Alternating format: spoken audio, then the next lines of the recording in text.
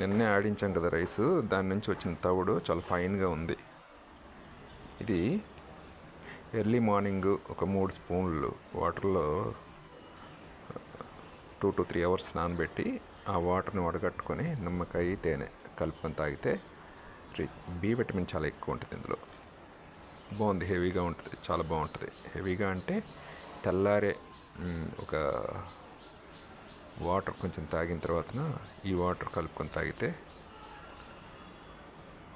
చాలా బాగుంటుంది. దీంతోనే చాలామంది లడ్డూలు కూడా తయారు చేసుకుంటున్నారు. లేకపోతే చపాతీలో ఇది కొంచెం జల్లించేసి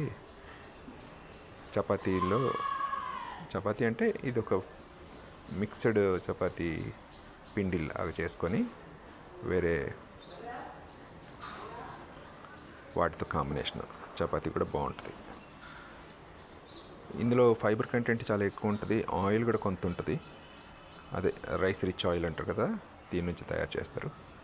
సో ఇది నేను ఆడించింది ఏం చేయాలో తెలియక నేను కొంచెం ఉంచుకున్నాను. మిగతాదంతా సిటీ టెర్రస్ గార్డెన్ కొంతమంది ఉన్నారు, టెర్రస్ గార్డెనింగ్ మా వైజాగ్లో చేస్తున్న వాళ్ళకి ఫ్రీగా ఇస్తున్నాను. అవి ప్యాకెట్లు ఇక్కడ ఉన్నాయి. ఇలా చేసి ఇచ్చేస్తాను.